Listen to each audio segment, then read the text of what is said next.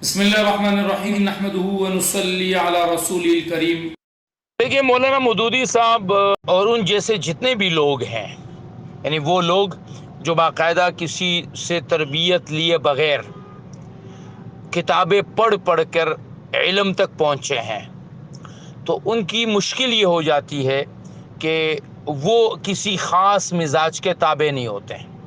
ان کا پھر اپنا ایک مزاج بنتا ہے، اور وہ مزاج کیا ہوتا ہے کہ اس مزاج میں ایک طرح سے آزادی آ جاتی ہے، آپ کو حریت ملتی ہے کہ میں کچھ بھی بول سکتا ہوں کیونکہ میرا علم ہے، مجھے معلوم ہے۔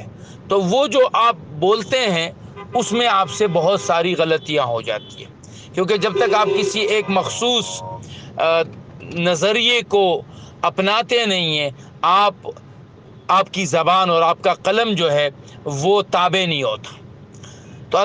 تو مولانا مودودی صاحب اپنے مطالعے سے بہت بڑی شخصیت بنے، اچھا خاصا مطالعہ تھا، لیکن وہاں ان کے اندر کچھ جرتیں پیدا ہوئی۔ وہ جرتیں یہ تھی کہ صحابہ رضوان اللہ اجمعین، انبیاء علیہم الصلوۃ والسلام کے بارے میں جمہور امت کی رائے یہ ہے کہ ہمیں خاموش رہنا چاہیے۔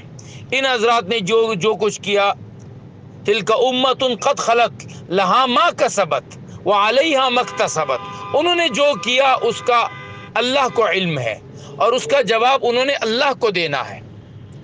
ہمیں ان کے بارے میں نہیں پوچھا جائے گا کہ صحابہ نے کیا کیا اور کیوں کیا، لہذا خاموش رہے۔ مولانا مودودی صاحب کا اصول یہ بنا کہ نہیں، کوئی بھی شخص وہ تنقید سے بالا تر نہیں ہے، ہم اس کی غلطی کو سامنے لا سکتے ہیں۔ تو یہ وہ کچھ ایسی چیزیں تھی کہ جس کی وجہ سے ان کا قلم بہک گیا، بھٹک گیا، اور علماء نے ان پر شدید تنقیدیں کی۔